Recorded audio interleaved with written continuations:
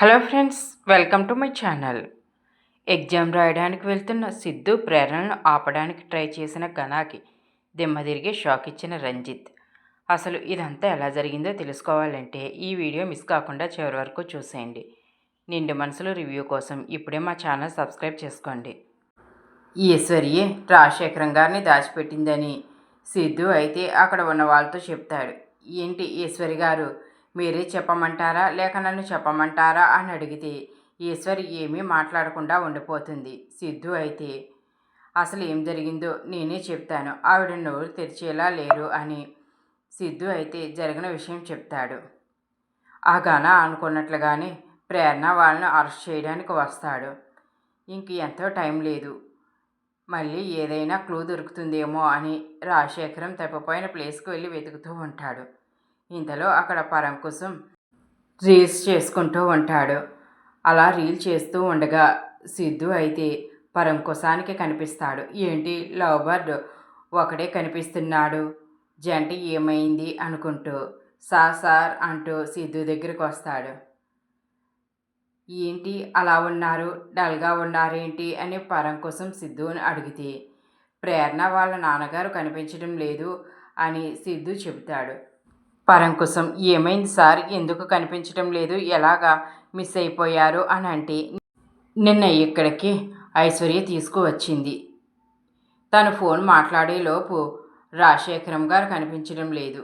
ఆయన్ని నువ్వేమైనా చూసావా అని అంటే అతను ఎలా ఉంటారో చెప్పండి సార్, నేను నిన్నంతా ఇక్కడే రేస్ చేసుకుంటా ఉన్నాను అని అంటాడు. ఆయనకి చలనం లేదు, వీల్ చైర్లో ఉంటారు అని అంటే ఫోటో ఏమైనా ఉందా అని పరంకుశం సిద్ధుని అడిగితే ఇక తన ఫోన్లో ఉన్న ఫోటో అయితే చూపిస్తాడు. ఈయన్ని చూశాను, ఒక ఆవిడ ఈయన్ని నా ఆటోలోనే తీసుకువెళ్ళింది అని చెప్తాడు.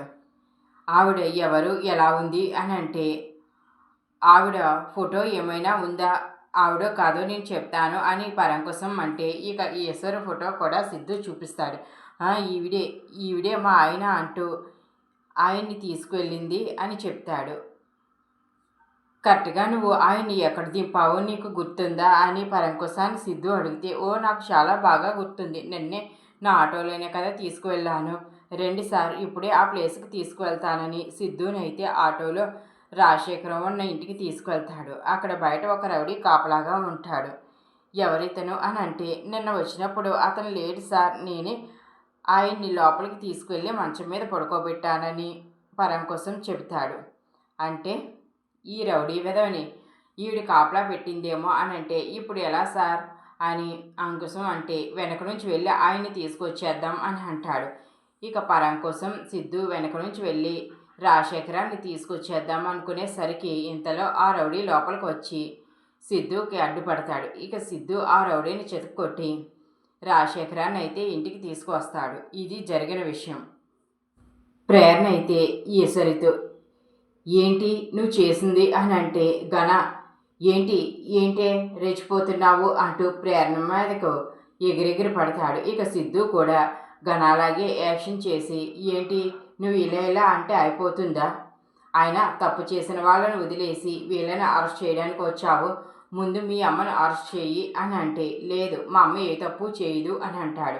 సరే ఈశ్వరి గారు, మీరు నిజం ఒప్పుకుంటారా లేకపోతే మమ్మల్ని డీజీపీ గారి దగ్గరికి వెళ్ళి అక్కడే మాట్లాడమంటారా అని అంటే ఈశ్వరి లేదు నేను ఒప్పుకుంటాను, ఆయన్ని దాచిపెట్టింది నేనే అని చెబుతుంది. ఇక ఆ మాటతో ఘన మౌనంగా ఉండిపోతాడు. సిద్ధు అయితే సుధాతో ఏంటి సుధా గారు, అసలు ఇతను ఎలా పోలీస్ అయ్యాడు, కిడ్నాప్ చేసిన వాళ్ళని పక్కనే పెట్టుకుని ప్రేరణ వాళ్ళ కుటుంబాన్ని అరెస్ట్ చేయడానికి వచ్చాడు, అసలు తినకు పోలీస్ జాబ్ ఎవరు ఇచ్చారు అని అనేసరికి సుధా అయితే నవ్వుకుంటాడు. ఘన చాలా కోపంగా చూస్తాడు. సిద్ధు ఈశ్వరి గారు చేయని తప్పుకు వీళ్ళని దోషుల్ని చేశారు, మరి తప్పు చేసింది మీరే కదా, వీళ్ళకు క్షమాపణ చెప్పండి అని అంటే ఏంటి నేను వీళ్ళకి క్షమాపణ చెప్పాలా అని అంటుంది. మీరు క్షమాపణ చెప్పాలి, లేకపోతే మేము డీసీపీ దగ్గరికి వెళ్తాము, ఈ సాక్ష్యాలను తీసుకుని వెళ్తాను, పరంకుశం పద అని అంటే సరే చెప్తాను అని నేనే ఆయన్ని తీసుకువెళ్ళాను, సారీ అని చెబుతుంది.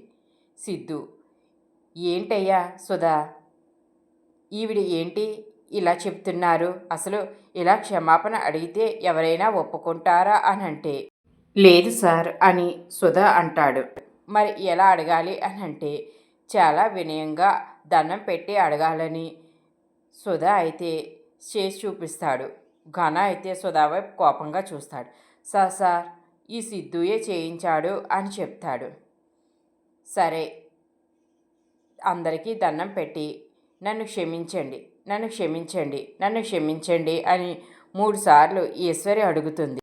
ప్రేరణ, ఏంటి ఘన సార్, మీరు క్షమాపణ చెప్పరా అని అంటే, మీ అందరికీ సారీ అని చెప్తాడు. వినబడలేదు అని ప్రేరణ అంటే, ఇక చాలా ఆవేశంగా ప్రేరణ దగ్గరకు వచ్చి సారీ అంటూ గట్టిగా అరుస్తాడు. ప్రేరణ, అవును, నువ్వు పోలీసు కదా, ఈ మాత్రం సౌండ్ ఉండాలే అని అంటుంది. ఈశ్వర్ చేపట్టుకుని ఘన అమ్మ వెళ్దాం అని అంటాడు. ఏ సుధా, నువ్వు నాన్నని తీసుకొచ్చే అని అంటే, ప్రేరణ ఎక్కడికి అని అంటుంది. ఏంటి, మా నాన్నని మేము తీసుకువెళ్తాము అని అంటూ, లేదు, ఇక నుంచి మా నాన్న మా దగ్గరే ఉంటాడు. ఎందుకంటే మా నాన్న చనిపోయాడంటూ ఒకసారి నువ్వు నాటకం ఆడావు. ఇప్పుడు మా నాన్నను మీ అమ్మే కిడ్నాప్ చేసింది. మీరు ఎంతకైనా తెగిస్తారు. మా నాన్న మీ దగ్గర ఉండడం మంచిది కాదు. ఆయనకు ఏదైనా ప్రమాదం జరగవచ్చు. అందుకనే మా నాన్న ఇక నుంచి మాతోనే ఉంటాడు. మేము మా నాన్నని బాగా చూసుకుంటాము అని ప్రేరణ అంటుంది. ఏంటే ఎక్కువ చేస్తున్నావు? మా నాన్న మీ దగ్గర ఉండడం ఏంటి? ఆయన నాకన్న తండ్రి, నాతోనే ఉంటాడు. నేను తీసుకువెళ్తాను, నువ్వు ఎలా ఆపుతావో నేను చూస్తాను అని వీల్ చైర్ పట్టుకుంటుంటే సిద్ధు అయితే ఘన చేయి పెట్టుకుంటాడు. ఏంట్రా నువ్వు అనంటే, ప్రేరణ, సిద్ధు నువ్వు వదిలే. ఏ ఘన, నువ్వు ఇప్పుడు ఈయన్ని తీసుకువెళ్ళాలంటే తీసుకువెళ్ళు, కానీ ఒక కండిషన్. మీ అమ్మ మా నాన్నని కిడ్నాప్ చేసింది. మేము పోలీస్ స్టేషన్కి వచ్చి కంప్లైంట్ ఇచ్చాము. ఇప్పుడు మీ అమ్మను అరెస్ట్ చేసి జైలుకు తీసుకువెళ్ళు, అప్పుడు నాన్నని నువ్వు ఇంటికి తీసుకువెళ్ళు అని అంటుంది. ఈశ్వరి అయితే, వద్దురా, నన్ను జైలుకి తీసుకువెళ్ళొద్దు అని అంటుంది. ఇక ఘనాకి వేరే మార్గం లేక తన తల్లిని తీసుకుని రాజశేఖరాన్ని అక్కడే వదిలేసి వెళ్ళిపోతాడు. ఇందిర రాజశేఖరం దగ్గరికి వచ్చి, ఏవండి, మీకేమీ కాలేదు కదా, మీరు క్షేమంగా వచ్చారు కదా అని చాలా ఆనందపడిపోతుంది.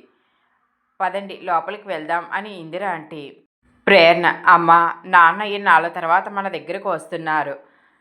ఇంతలో ఐశ్వర్య, అవునమ్మా, ఎందరి కళ్ళు పడ్డాయో ఏంటో, వాళ్ళు అసలే పాడుకళ్ళు, వాళ్ళు అసలు మంచి మనుషులు కాదు.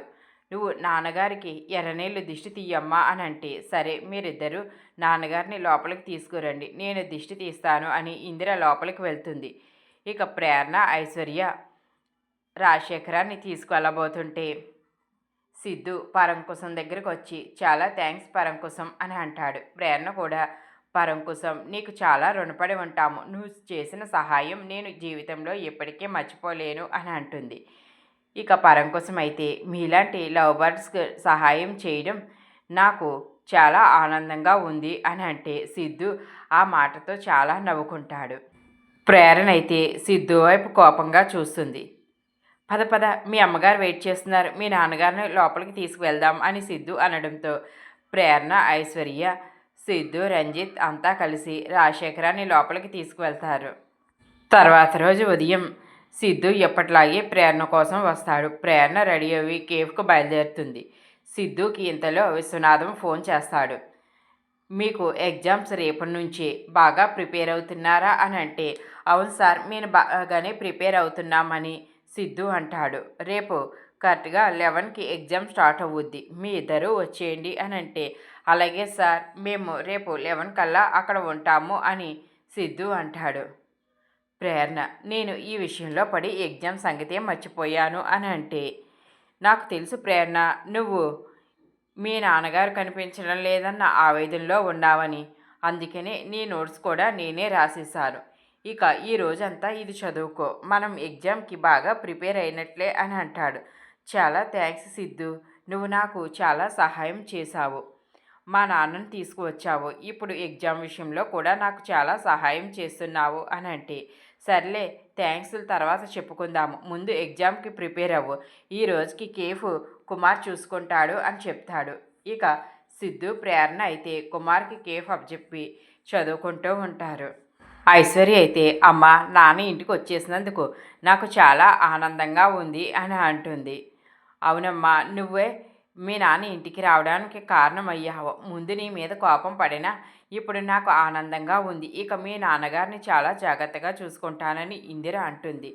ఘన అయితే చాలా ఆవేశంతో ఏంటమ్మా నువ్వు నాన్నను తీసుకెళ్ళినప్పుడు నాతో ఒక మాట అయినా చెప్పచ్చు కదా అని అంటే, ఏమోరా ఇలా జరుగుతుందని నేను ఏమనుకున్నాను. నేను మీ నాన్నను దాచేస్తే ఇక వాళ్ళ మీదకే వెళ్ళిపోతుంది కదా, వాళ్ళని అరెస్ట్ చేసేస్తే ఇక వాళ్ళ ఇబ్బంది మనకేమీ ఉండదు కదా అని అనుకున్నాను. అందుకనే ఈ విషయం నీతో చెప్పలేదు. కానీ ఆ సిద్ధుగాడు ఎలా కనిపెట్టేశాడ్రా మీ నాన్న గురించి, పరువు పోయింది అని అంటుంది. ఘన అయితే అమ్మ అసలు వదిలిపెట్టాను, ఆ ప్రేరణని సిద్ధుని కూడా వదిలిపెట్టాను అని అంటాడు. ఏం చేస్తాంరా, మనం ఎప్పటికప్పుడు అలాగే అనుకుంటున్నాం, కానీ మనమే ఇరుక్కుపోతున్నాం, మనమే నష్టపోతున్నాం అని అంటుంది. ఈసారి కొట్టబోయే దెబ్బ మామూలుగా ఉండదమ్మా అని అంటాడు.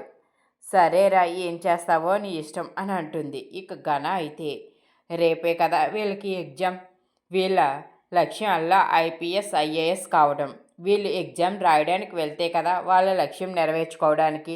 ఎగ్జామ్ రాయడానికి వెళ్ళనివ్వకూడదు, రేపు ఎలా అయినా వాళ్ళని ఆపాలి అని అనుకుంటాడు. తర్వాత రోజు ఉదయం సిద్ధు అయితే ప్రేరణ తీసుకుని ఎగ్జామ్ రాయడానికి బయలుదేరుతుంటే ఐశ్వర్య ఎదురొస్తుంది. నా ఎదురు చాలా మంచిది, మీరు ఎగ్జామ్ బాగా రాయాలి, ఆల్ ది బెస్ట్ అని చెప్తుంది. థ్యాంక్ యూ ఐశ్వర్య అని సిద్ధు ప్రేరణ అంటారు. సిద్ధు ప్రేరణ ఇక ఎగ్జామ్ రాయడానికి బయలుదేరినప్పుడు దారిలో ట్రాఫిక్ పోలీసు సిద్ధు బండి ఆపుతాడు. అదంతా కావాలని ఘనాయే చేయిస్తాడు. ఇక అది ఇది అంటూ ఆ పోలీసు టైం అవ్వేలాగా చెయ్యాలి, వీళ్ళకి లేట్ అయిపోవాలి అని అనుకుంటాడు. సిద్ధు ప్రేరణని ఇబ్బంది పెడుతూ ఉంటాడు. అప్పుడే అక్కడకు రంజిత్ వస్తాడు. ఏంటి నువ్వు ఎక్కువ చేస్తున్నావు, వీళ్ళు ఎగ్జామ్ రాయడానికి వెళ్ళాలి, టైం అవుతుంది అని అంటే, అది కాదు సార్, వీళ్ళ దగ్గర బండి కాగితాలు లేవు, ఇప్పుడు వెళ్ళడానికి లేదు అని అంటే, సిద్ధు బండి అక్కడ వదిలే అని ఇక రంజిత్ అయితే సిద్ధు ప్రేరణని తన కారులో ఎగ్జామ్ రాయడానికి తీసుకువెళ్తాడు. ఘన అయితే ఈ రంజిత్ గాడి వల్ల ఈ ప్లాన్ కూడా ఫెయిల్ అయింది అని అనుకుంటాడు. రంజిత్ వచ్చి ప్రేరణ సిద్ధులకి సహాయం చేయడం మీలో ఎంతమందికి నచ్చిందో కామెంట్ చేయండి. ఈ వీడియో నచ్చితే లైక్ చేయండి. ఇలాంటి మరికొన్ని వీడియోస్ కోసం ఇప్పుడే మా ఛానల్ సబ్స్క్రైబ్ చేసుకోండి. Thanks for watching.